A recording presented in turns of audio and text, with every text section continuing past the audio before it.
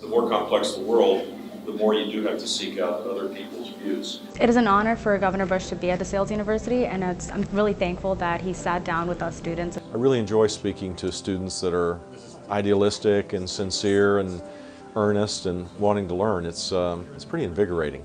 I was particularly interested in his leadership advice because I've been involved in student society and stuff like that in the past. Someone gave me some advice early on in my business career, and I used it in my political life as well, which was to seek out people and get advice from people. And you'd be surprised, it turns out that a lot of people are flattered by that, and you learn a lot, and you develop relationships that are long-standing. So my advice to the students today was to develop a list of people that you admire and be smart about it, but go seek out their advice.